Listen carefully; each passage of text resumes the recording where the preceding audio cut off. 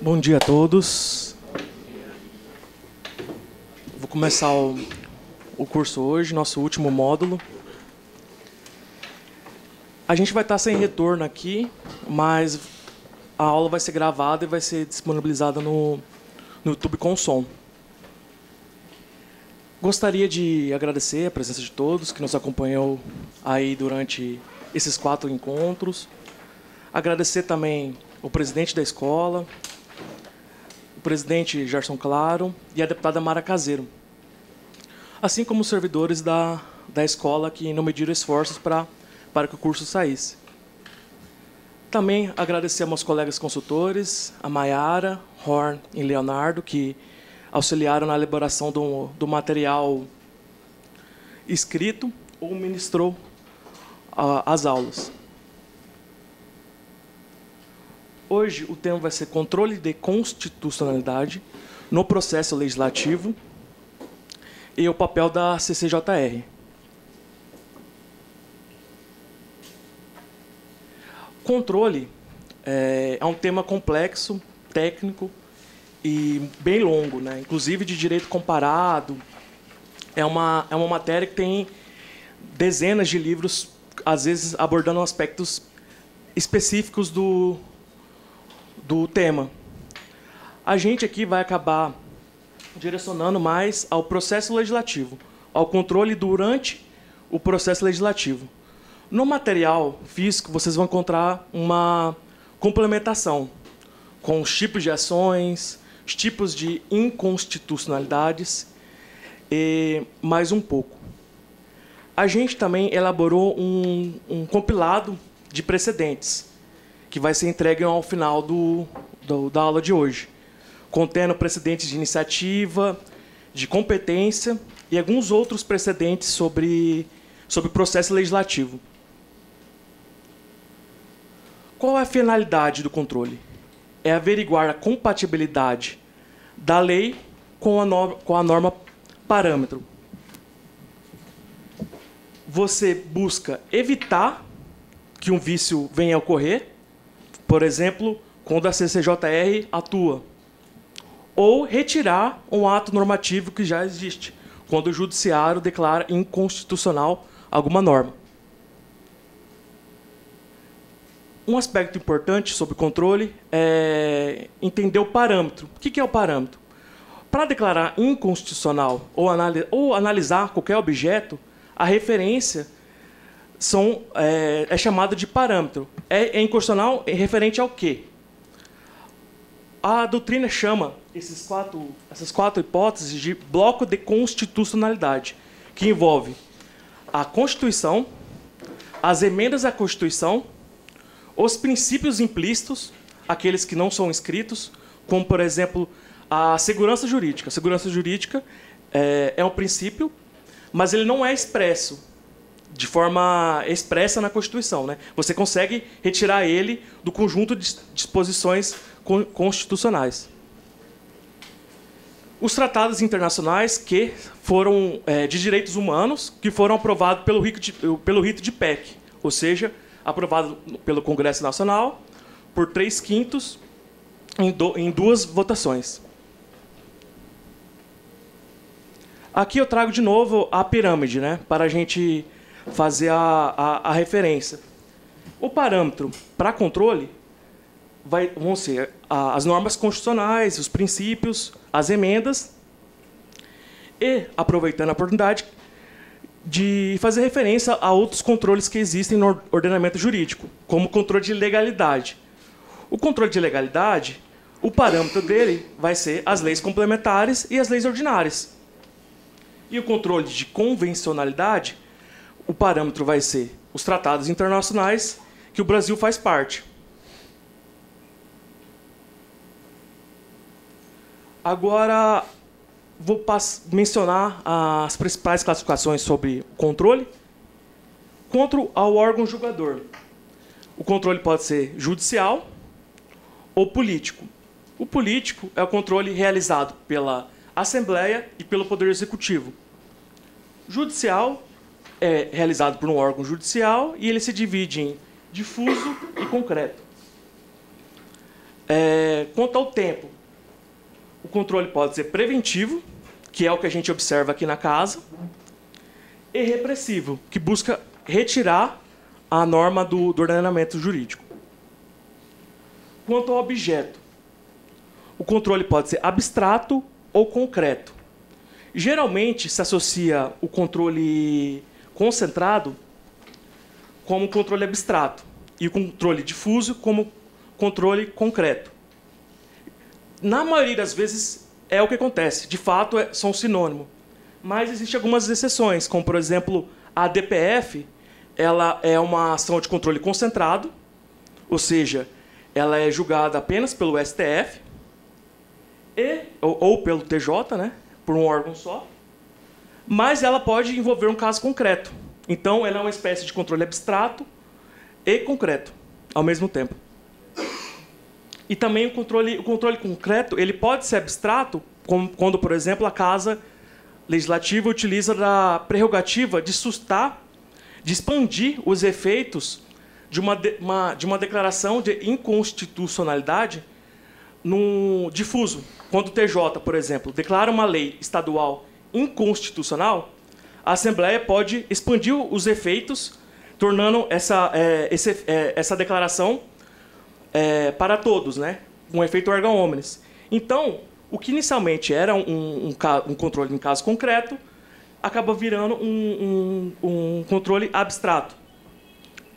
Concreto você associa a uma situação concreta, uma pessoa leva um processo ao judiciário. Agora, o controle abstrato, você analisa aquela situação de uma forma abstrata, geralmente nas ações diretas, né? O controle preventivo, em regra, ele é exercido pelo Poder Legislativo, enquanto o controle repressivo, em regra, é exercido pelo Poder Judiciário. Mas há exceções, como, por exemplo, quando um parlamentar entra com um mandado de segurança buscando o devido processo legislativo, é uma exceção a essa regra. O Judiciário pode acabar se envolvendo durante a tramitação do projeto de lei.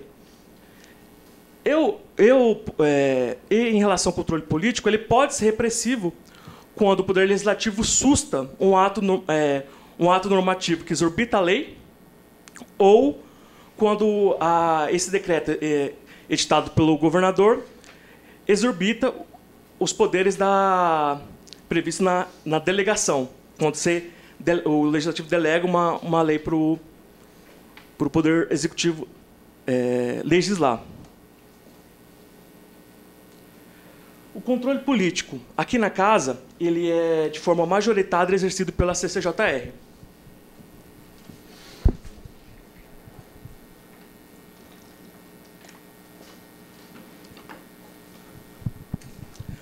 Talvez seja o aspecto mais importante da CCJR, o exercício desse poder de controlar proposições que, no entendimento do órgão colegiado, violam a Constituição.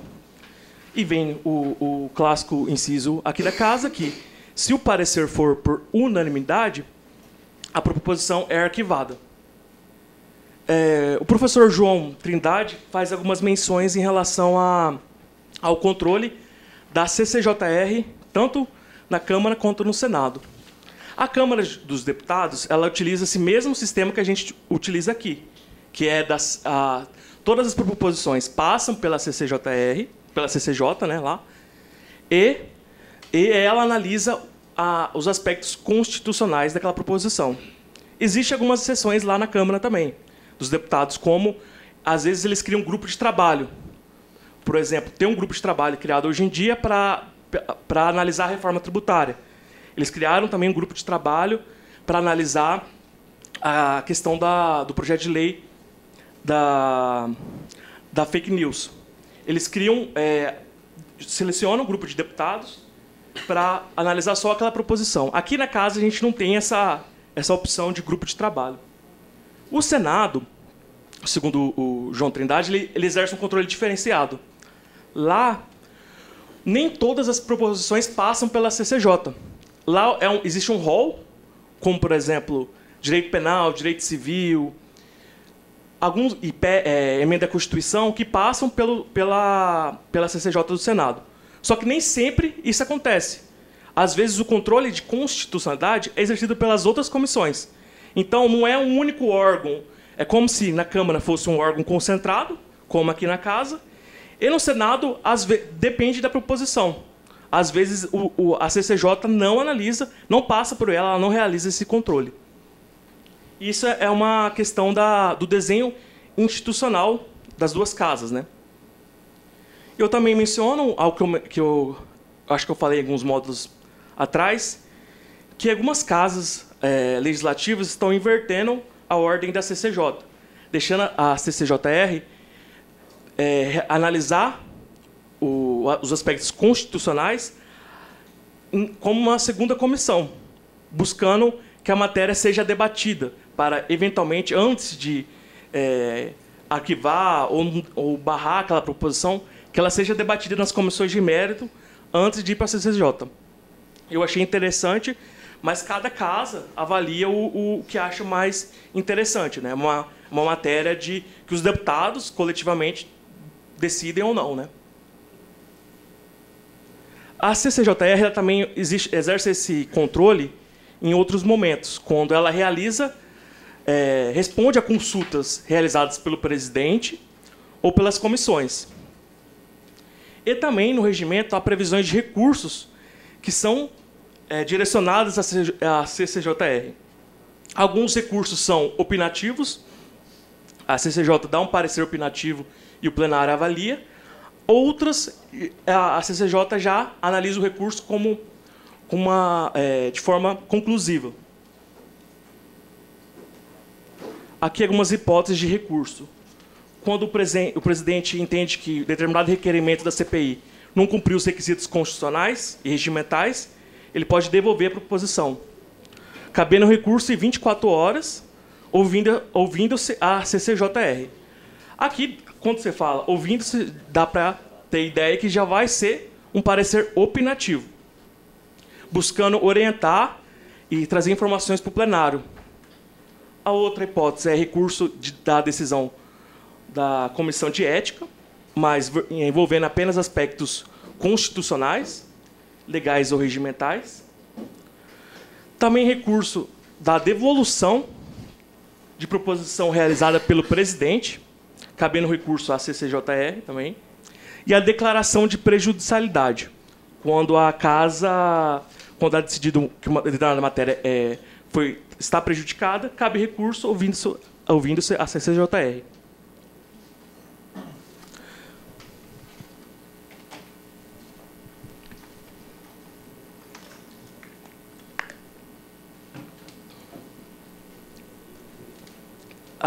O presidente ele também pode exercer uma espécie de controle de constitucionalidade.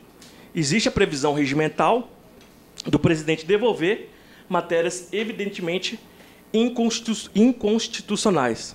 Esse, evidentemente, já dá indícios que ele só poderia fazer isso em uma situação muito grave, em uma inconstitucionalidade muito patente. Aí, dessa decisão, cabe recurso, dessa devolução, né, cabe recurso à CCJR. Esse poder é muito pouco usado. Eu mesmo nunca vi aqui na casa essa prerrogativa do presidente ser usada. O professor João Trindade, que é consultor do Senado, ele menciona que na Câmara dos Deputados essa prerrogativa é mais utilizada. No Senado já é algo bem mais incomum. Isso se deve à cultura institucional do órgão. Assim como também dá para se imaginar pela quantidade de deputados, né? Senadores são 81, geralmente muitos são ex-governadores, são pessoas que já têm uma longa trajetória na política, enquanto a Câmara dos Deputados possui 513 deputados, muitos jovens, de início de carreira política. Então, na Câmara, já é mais comum o presidente utilizar-se dessa prerrogativa. E isso também é importante a gente sempre pensar, ao analisar o regimento, pensar na cultura institucional da casa. o processo legislativo ele é muito prático, né? O processo é muito prático, o processo legislativo muito ainda. A gente tem que observar quais são a prática, os costumes da casa. Por exemplo, temos a moção de repúdio.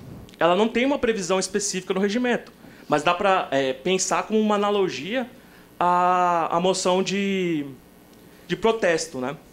A prática reiterada aqui da casa criou-se um novo tipo de moção.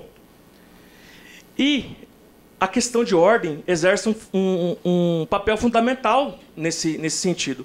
Se o parlamentar está prejudicado pela interpretação do regimento ou por uma própria questão regimental, uma decisão que envolve o regimento, vocês podem orientar os deputados de vocês para que ele realize uma questão de ordem, indicando qual dispositivo está sendo violado. Ali você está obrigando a casa a se manifestar sobre aquela determinada prática, né?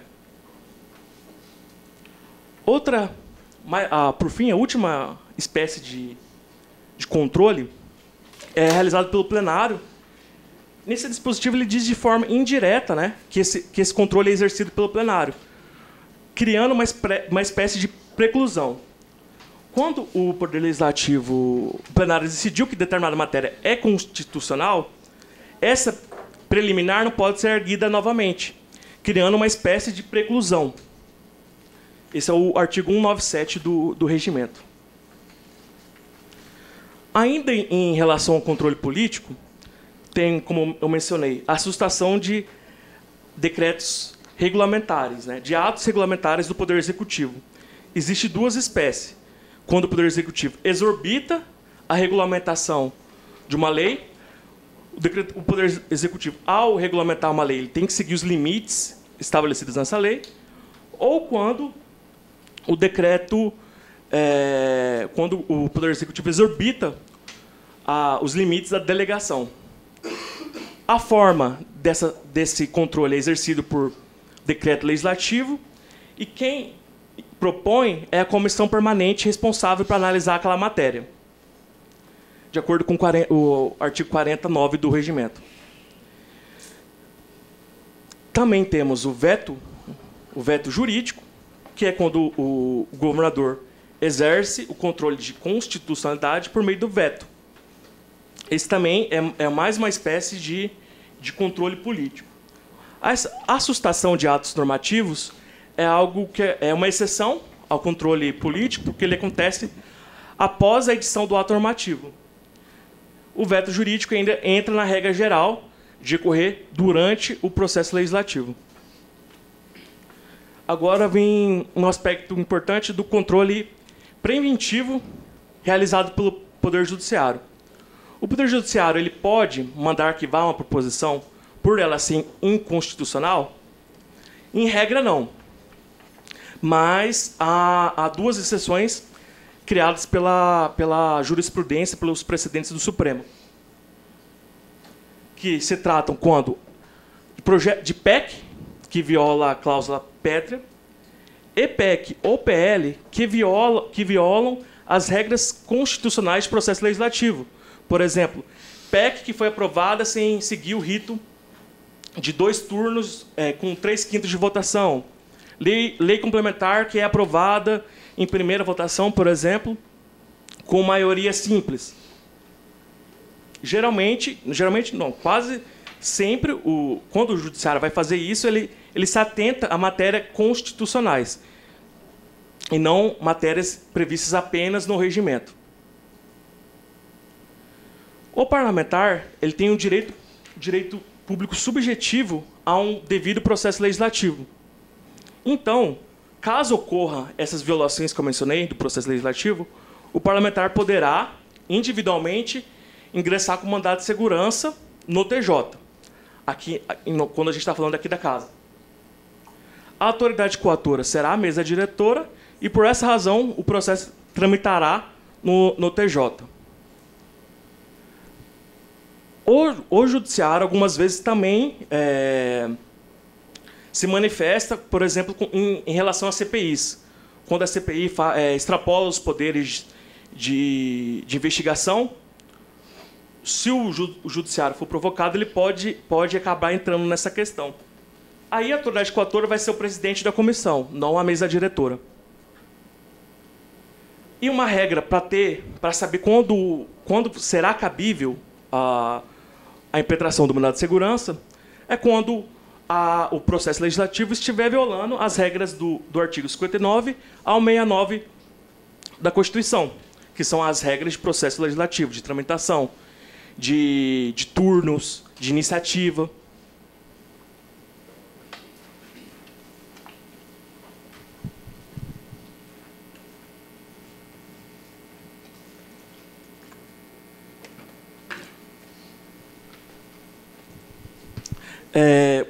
Ainda em controle, é importante fazer uma indagação de quem interpreta a Constituição.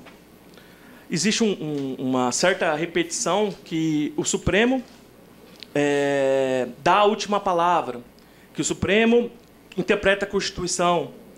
E isso não é bem verdade, ou pelo menos é uma meia-verdade. O Supremo ele até dá a última palavra, mas no caso concreto. Mas a interpretação constitucional ela não para ali. Um doutrinador alemão famoso, chamado Peter Haberle, ele criou a teoria da sociedade aberta dos intérpretes da Constituição, onde ele diz que a Constituição deve ser interpretada por todos, por toda a sociedade, independentemente de quem for. A interpretação, a leitura, o entendimento da Constituição, ela deve ser realizada por toda a sociedade, não só por um órgão julgador. E, nesse aspecto, é importante pensar que o legislador é um intérprete da Constituição.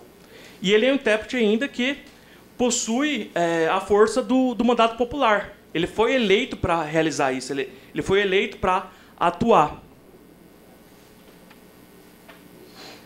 O ministro Hero Graus ele tem uma frase dizendo que todo ato legislativo envolve a interpretação da Constituição por parte de quem legisla. No mínimo, o parlamentar, ao propor um projeto de lei ou deixar de propor um projeto de lei, ele está realizando a interpretação da Constituição, pelo menos em relação ao limite do que ele pode ou não fazer. E por isso, inclusive, para corroborar a questão da quem deve interpretar a Constituição e que o Supremo não sempre dá a última palavra, talvez seria melhor pensar que talvez não tenha, nem exista uma última palavra, tem a chamada reação legislativa, ou efeito backlash. O que isso quer dizer? Efeito backlash é um fenômeno social, ele não é um fenômeno jurídico em si. Quando o legislativo atua, de fato, é um fenômeno jurídico. Mas, por exemplo, quando a sociedade se revolta com uma decisão do Supremo, é uma espécie de efeito backlash. Quando o legislativo altera uma decisão altera a decisão não, faz uma emenda à Constituição, por exemplo, contrariando uma decisão do STF, também é um efeito backlash. As ameaças de impeachment e outros, não entrando no mérito, mas também é uma espécie de reação da sociedade a determinada conduta. Aqui eu trago alguns exemplos, né? Esses dois primeiros são mais antigos, de 2000 e 2002. Um em relação ao IPTU progressivo, de acordo com o valor venal do imóvel. O STF entendia que essa progressividade era inconstitucional. E o que o Legislativo Federal fez? Editou uma emenda à Constituição, prevendo expressamente essa hipótese. Ou seja, superou, por meio de uma emenda à Constituição, a decisão do Supremo. A outra foi a questão das taxas de iluminação pública. O Supremo entendia que era inconstitucional a instituição dessas taxas. Aí, o Legislativo foi lá, realizou uma emenda, prevendo a contribuição de iluminação pública. E, por último, o caso mais recente, foi o caso da vaquejada, que o STF declarou que uma lei do Ceará era inconstitucional como uma prática desportiva. Aí houve uma mobilização da sociedade, especialmente estados do Nordeste, onde a prática é muito, muito comum. Eles se organizaram e foi feita uma PEC, que, contrariando também o que o STF tinha decidido. Tudo isso eu venho para mencionar que a questão da interpretação ela é difusa, ela é realizada por todos os agentes, né? A relação do executivo, o legislativo e o judiciário está em constante, nem sempre atritos, mas tem sempre esse contato. Um diz que não pode, o outro muda, tenta contrariar, mas isso não é, a interpretação não é algo que acaba, ela está sempre ocorrendo. Agora eu vou buscar fazer um estudo de caso de precedentes do STF, também buscando fazer uma breve revisão do que a gente já viu no curso.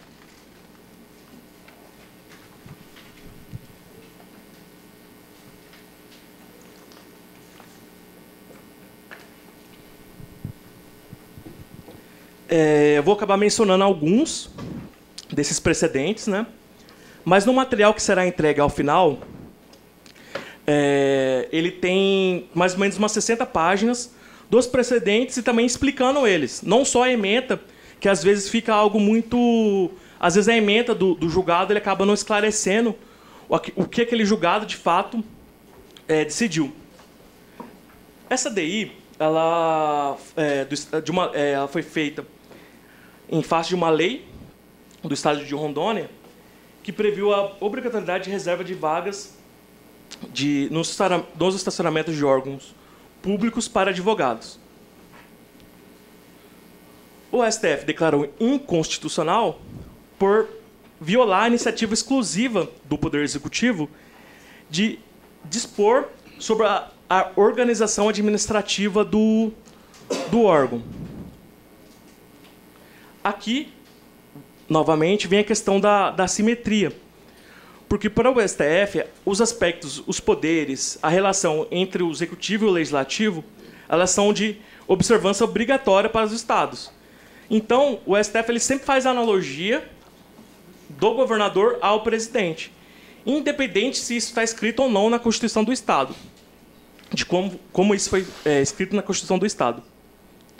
Aqui não vai ficar muito bem para vocês visualizarem, mas eu fiz uma tabela relacionando o artigo 61 da CF com 67 da Constituição do Estado, que trata da iniciativa privativa.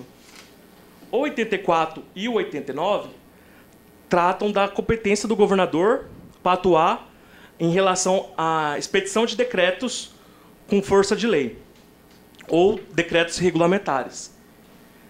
Em síntese, o que é previsto na nossa Constituição é também previsto na Constituição Federal, com alterações singelas na forma da escrita, mas a ideia continua a mesma. A observação que eu faço é que até 2001, no inciso E, do 61, parágrafo 1º, inciso 2, da Constituição Federal, a estruturação e a atribuição dos ministérios estavam no aspecto de iniciativa privativa. Eles tiraram a palavra estruturação e atribuições, que continua constando na nossa Constituição do Estado. Mas não é que isso deixou de ser prerrogativa do presidente. O que essa emenda da Constituição fez foi, na verdade, autorizar o presidente a fazer isso por decreto autônomo. Esse inciso E acabou entrando no artigo 84, onde o presidente, e aqui também essa regra se aplica aqui no Estado, o presidente ele pode dispor, e o governador, mediante a decreto, sobre a organização das secretarias, desde que não aumente despesa e nem extinga algum órgão. Esses dispositivos da Constituição Federal eles são relevantes para conhecimento porque, como eu disse, o STF, ao analisar um julgado, ele, às vezes, nem lê o que está escrito na Constituição do Estado. Ele julga já diretamente com o texto da Constituição Federal, porque ele entende que não há... que essas regras são de observância obrigatória para os Estados. Inclusive, se não tiver escrito, o STF aplica a Constituição Federal. Essa aqui é uma iniciativa de um parlamentar estadual que alterou o estatuto de uma empresa pública estadual, uma estatal, autorizando que os trabalhadores inativos poderiam participar da votação de eleição dos membros da diretoria da companhia. O STF declarou inconstitucional formalmente e materialmente. Formalmente, é quando o STF analisa aspectos de procedimento, de iniciativa, de quórum, de matéria, né, competência legislativa. E de competência legislativa. Materialmente, é quando o STF analisa o conteúdo daquela lei em relação à Constituição. Que aquela lei viola o conteúdo da Constituição Federal. E nessa hipótese, o STF entendeu que era inconstitucional por violar a prerrogativa do Poder Executivo de organizar a administração pública, e era de iniciativa dele, os projetos que tratam das estatais, e também por violar o que é disposto na Constituição Federal, porque essa regra de participação na eleição da diretoria visa aproximar o empregado do empregador. E, ao estender isso aos inativos, você acabou violando a ideia desse dispositivo, dos trabalhadores nativos influenciar os destinos da empresa.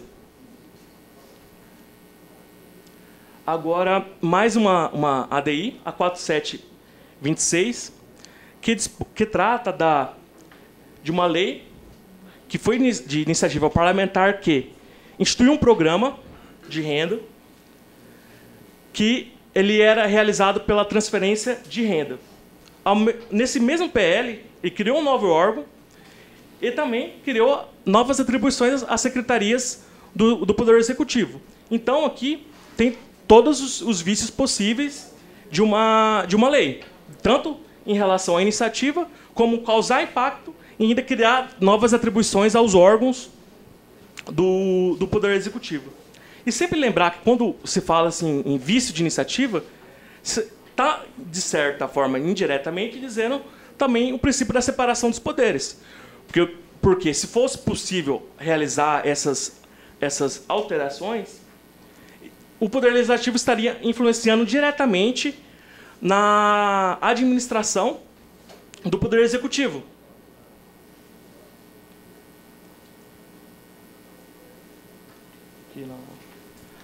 Aqui só a confirmação, né, que o STF confirmou que essa lei era inconstitucional, observando também que, geralmente, o STF não analisa o aspecto material quando ele identifica formalmente que determinada proposição é inconstitucional.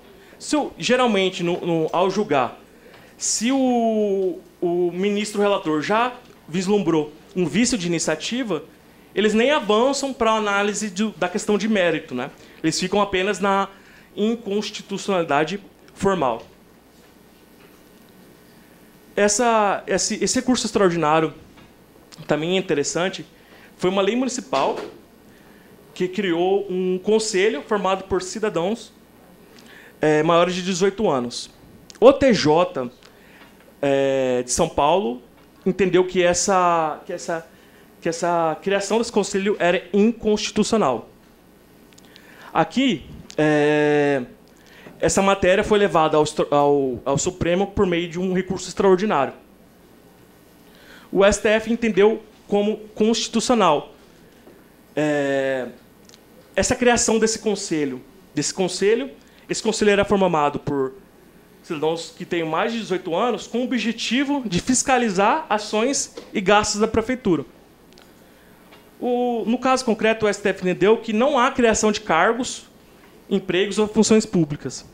E também, na Constituição, não há nada dizendo que impeça o Legislativo de criar novos órgãos.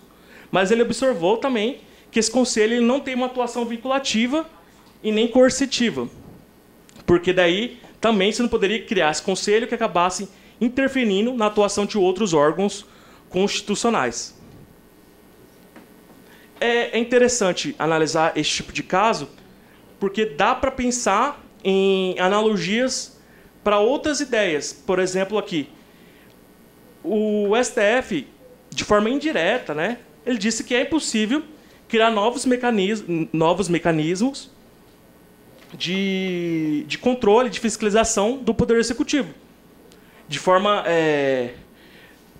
todo precedente ele cria uma regra, independente do órgão julgador, se é o juiz, TJ ou o Supremo. E dessa regra do caso concreto, você consegue, muitas vezes, pensar em balizas que esse precedente pode nos direcionar. Vou passar agora para mais um precedente. Ele trata da Constituição do Estado de Roraima, que previa um quórum de 2/3 para aprovação de emenda à Constituição. Era o quórum na nossa Constituição do Estado até 2020, por aí, quando teve uma PEC alterando para 3/5. Aqui, novamente, o STF aplica o princípio da simetria, ao dizer que os estados devem seguir o desenho institucional da Constituição Federal. E o quórum, as normas básicas de processo legislativo são de reprodução obrigatória pelos estados, por força do princípio da simetria.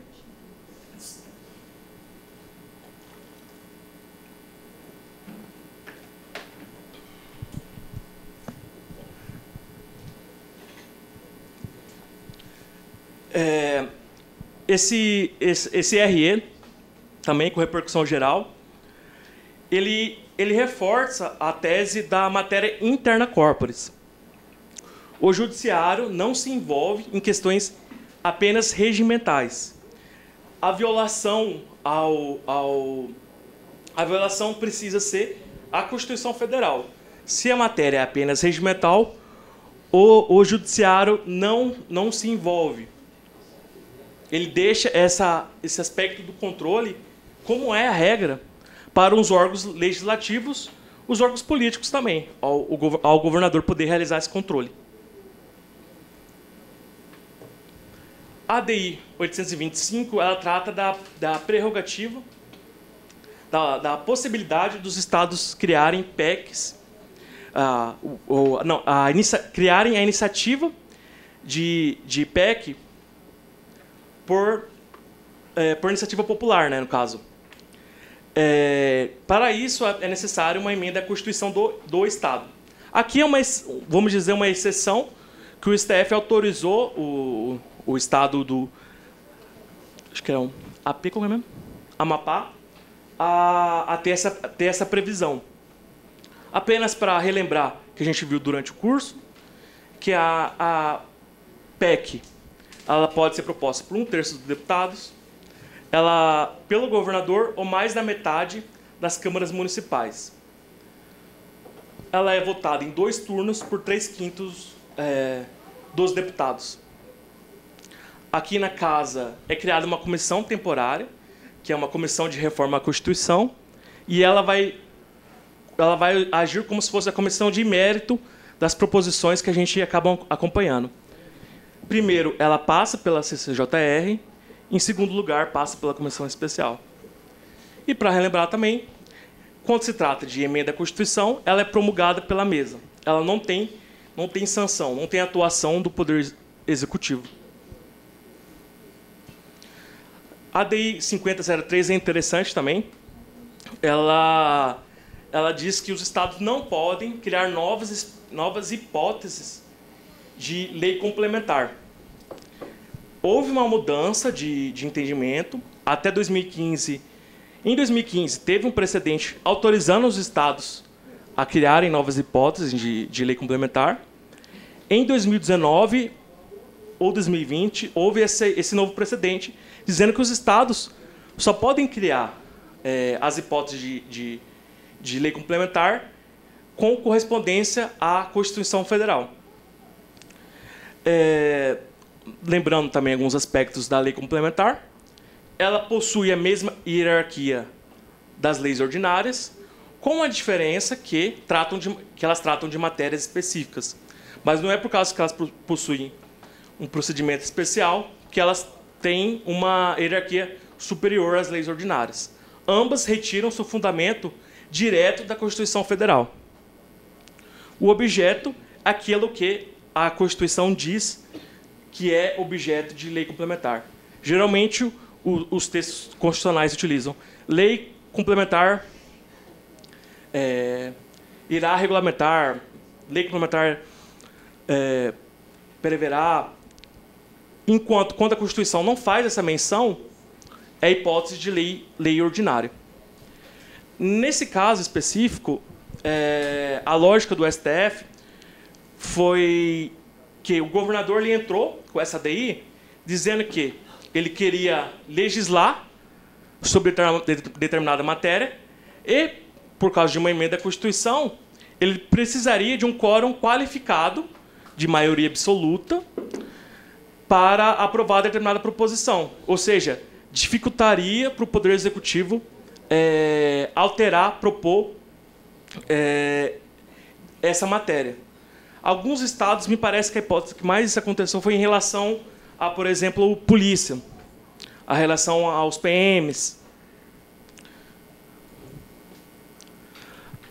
Essa ADI 5442, ela trata da emenda parlamentar em projeto de lei. Temos duas regras que o STF reforçou, que é que a emenda, durante o processo legislativo, ela deve ter pertinência temática com a matéria. Essa regra, inclusive, é regimental, aqui na Casa. E as emendas à Constituição, ou as emendas ao projeto de lei, elas também não podem aumentar as despesas. Essa DI, especificamente, era sobre um projeto de lei do Tribunal de Contas. Mas o mesmo raciocínio e a mesma lógica se aplica aos projetos do Tribunal de Justiça, do Poder Executivo, do Ministério Público. Essas mesmas disposições. Agora, uma breve menção às emendas, né? A emenda a emenda parlamentar. Ela é uma atribuição tipicamente do Poder Legislativo. O Poder Executivo não pode emendar seus próprios projetos de lei, com exceção das leis orçamentárias. Eu já vi um outro estado, de forma regimental, autorizar o governador a emendar. As emendas podem ser feitas durante o período de pauta por qualquer deputado ou comissão, após, caso as emendas sejam apresentadas diretamente na comissão, ou após a primeira votação.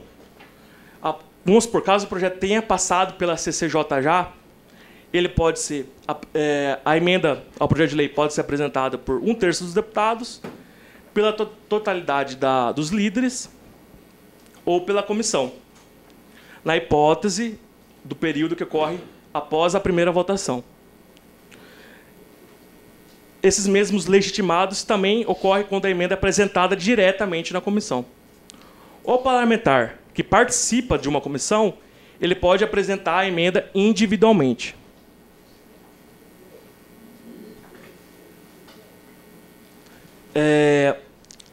Essa ADI, ela trata de uma emenda à Constituição de autoria de parlamentares que previam a revisão automática da remuneração dos servidores públicos. O STF declarou essa emenda à Constituição inconstitucional, mas, ao mesmo tempo, também criou uma regra nova para os estados, né? O PEC, ela não tem iniciativa privativa. Ela tem o rol de legitimados para apresentar PEC, mas ela não poderia, mas não tem a previsão na Constituição de uma matéria. O Poder Legislativo só pode apresentar emenda à Constituição de tal assunto. O Executivo tem um certo rol. Só que o STF observou que algumas vezes o Poder Legislativo utilizava da emenda, especialmente também por não passar pelo Poder Executivo, para alterar atribuições de órgãos do Poder Executivo, como, por exemplo, a PGE, Procuradoria-Geral do Estado, uma emenda à Constituição tratando de policiais, de bombeiros, de PMs. Então, para os Estados-membros, o STF criou uma nova regra, que, se envolver essas matérias, essa emenda à Constituição deve ser proposta pelo governador. Só que esse precedente ele também é um pouco problemático.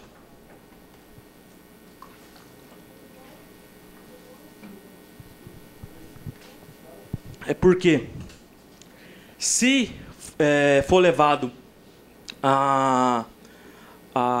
de uma forma, essa regra se for analisada de uma forma muito fechada, como ficaria o Tribunal de Justiça, o Tribunal de Contas e o MP, que não podem propor projeto de lei?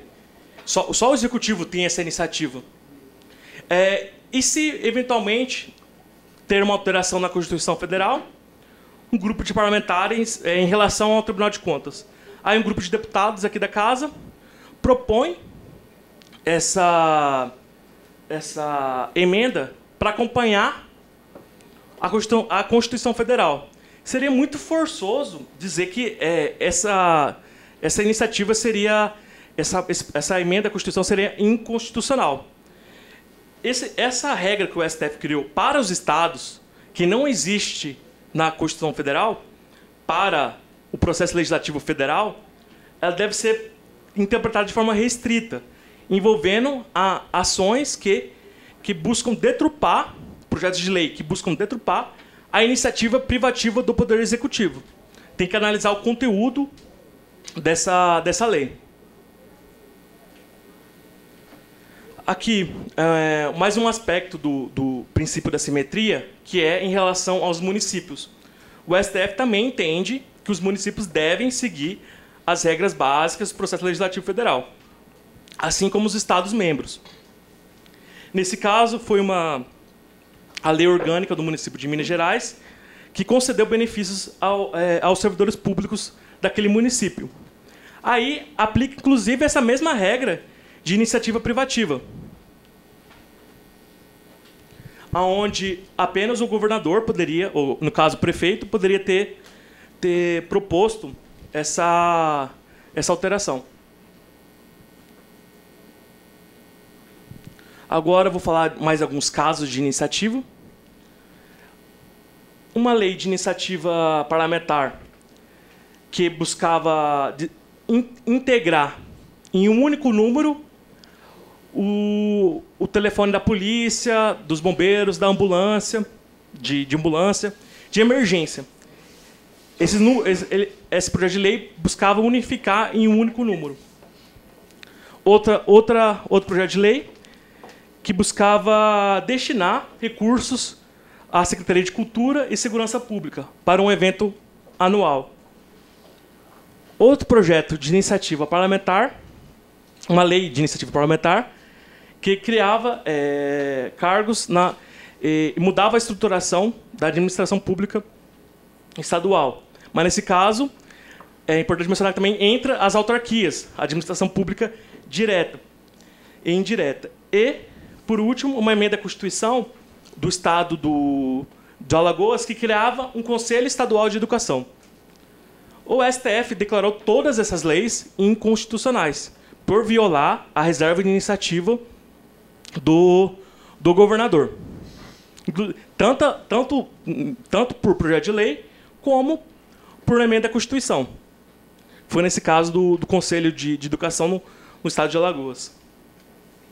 Aqui eu reforço a importância de decorar esses incisos esses artigos e esses incisos da Constituição Federal e da Constituição Estadual, porque eles são sempre utilizados nos julgados.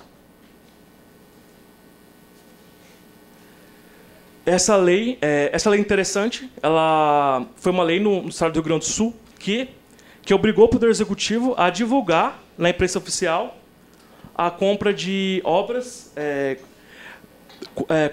compras do governo, compras institucionais do governo, né? E o STF declarou essa lei estadual constitucional. Entendeu que não havia iniciativa privativa do governador para a questão, e também buscava fortalecer o princípio da publicidade, viabilizando a fiscalização pela população das compras governamentais. E é importante que, de certa forma, essa lei foi declarada constitucional, mas, de certa forma, ela tem um impacto financeiro, né? É importante observar que, assim, a legislação nunca vai ser exatamente neutra. Então, também é necessário ter uma certa parcimônia sobre o impacto financeiro. Não é um cartaz, a criação de um cartaz, a criação de um site onde as pessoas possam divulgar determinada obrigação, como se isso fosse um motivo para o projeto de lei não avançar. Todo o projeto de lei ele não é neutro, ele sempre vai ter um impacto financeiro.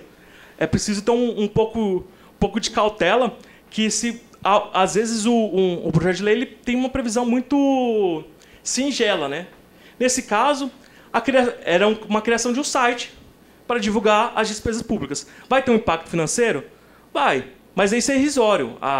Na própria estrutura do executivo, não com muita dificuldade, isso seria feito. Essa lei, também do Rio Grande do Sul, trata de um projeto de lei complementar, de iniciativa de um deputado que inseriu um município na região metropolitana de Porto Alegre. O STF entendeu essa norma constitucional. Por quê? Na Constituição Federal, em relação à criação de regiões metropolitanas, não tem nenhuma reserva de iniciativa.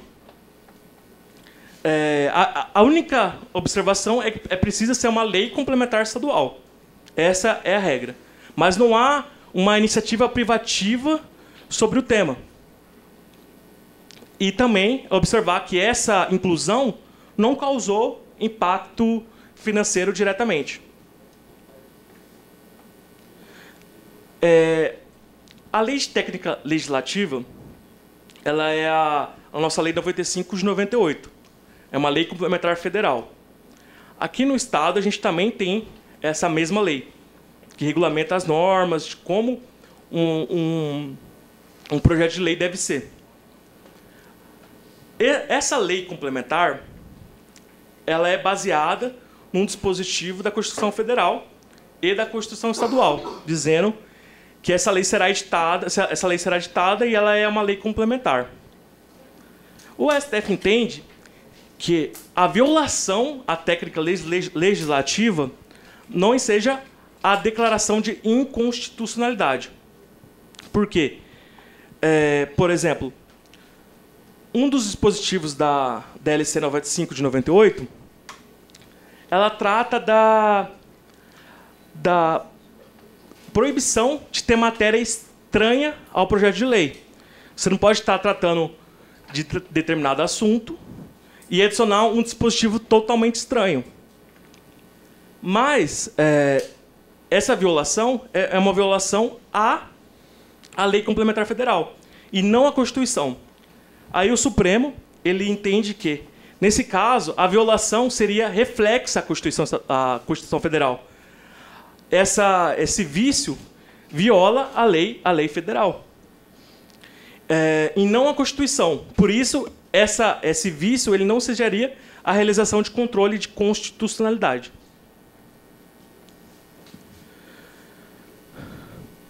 Agora vou fazer uma breve menção ao aspecto de competências federativas.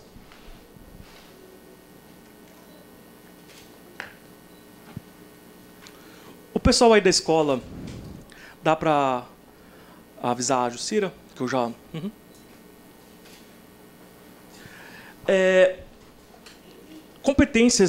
As competências federativas, ela não é um objeto do estudo do nosso curso. Mas é importante fazer uma menção a elas, porque, além desses vícios formais que a gente analisou até agora, de iniciativa e de processo legislativo, da tramitação do processo legislativo, também temos esse aspecto das competências federativas, né? O artigo 21 trata das competências privativas da União para realizar competência administrativa, quer dizer, o artigo 21 da Constituição Federal. Essas competências eu chamo de competência administrativa porque ela é uma competência do Estado, da União, de realizar determinada conduta, determinada política pública, de fornecer, por exemplo, saúde, educação, de construir um prédio, de construir um hospital. Ela é uma competência concreta. Existe essa competência administrativa específica da União, existe também a competência comum, que é aquela realizada tanto pela União como os estados e os municípios. Todos, geralmente, aqui vão entrar matérias como educação, saúde, segurança. Todos os entes, dentro da sua competência, devem atuar. Tem a competência privativa da União, que agora vem um aspecto de legislar. O que eu falei da competência da União e a comum tratam de aspectos de atuação administrativa. Aqui, na competência privativa da União, vão entrar direito civil, direito penal, eleitoral. São essas grandes leis que devem ser aplicadas de forma unânime, né, de forma uniforme em todo o país. A competência legislativa concorrente, ela, por sua vez, ela trata da competência dos estados e municípios e a União de legislar de forma concorrente. Todos podem concorrente quando esse sentido mesmo da palavra, ao mesmo tempo. A União, ela cabe à União, quando se trata de competência concorrente, ela deve editar normas gerais. E os estados devem podem suplementar questões mais específicas da legislação da norma geral da União. Aqui eu vou trazer alguns julgados de competência. Uma lei estadual criou o programa Jovem Aprendiz, regulamentou o programa Jovem Aprendiz. O STF entendeu inconstitucional por se tratar de matéria de direito do trabalho, que é competência da União. Aqui, uma outra lei estadual criou a possibilidade de venda direta de arma de fogo para os membros de órgãos da segurança pública. O STF também declarou inconstitucional por violar a competência privativa da União para legislar sobre material bélico e também para editar normas gerais de licitação e contratos, cujo também é uma obrigação criada pela própria Constituição Federal. Essa DI trata de uma lei estadual que estabelece obrigações contratuais para operadores de plano de saúde. O STF declarou inconstitucional. Por quê? Tal lei viola a prerrogativa, a competência privativa da União de legislar sobre direito civil e seguros.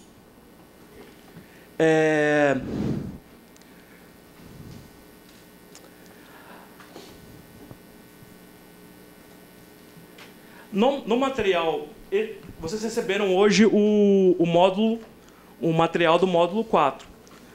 No material que também está impresso, que vai ser entregue no final agora, a gente traz mais um compilado de precedentes sobre competência no STF. Inclusive de diversas leis que foram declaradas constitucionais pelo Supremo.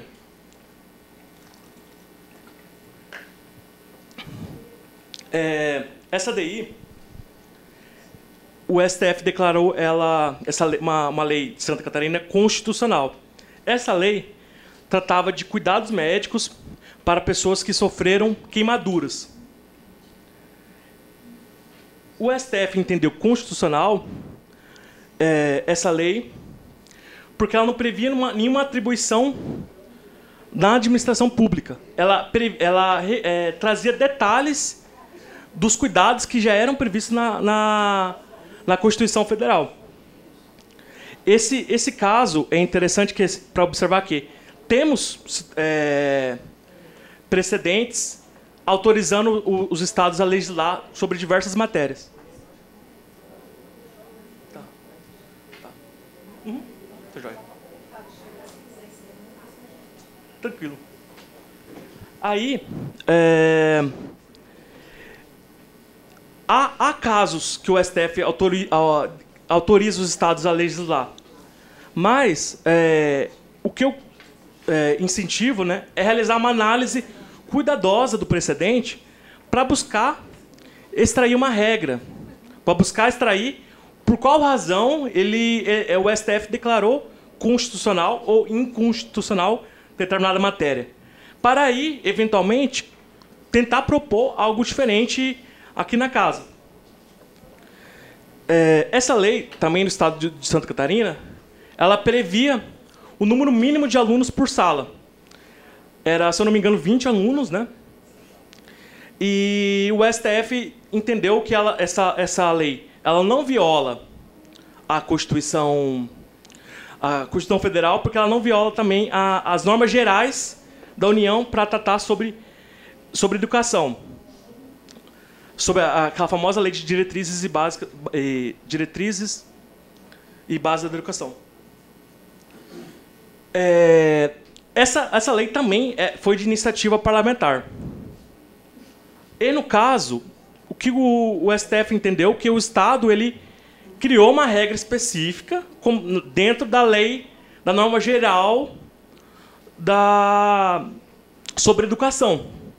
Mas tem que ter cautela, porque quando você olha esse precedente, você observa que um dos motivos que levou o STF a declarar essa lei de forma constitucional foi porque ela era uma mudança que já estava em vigor há 20 anos.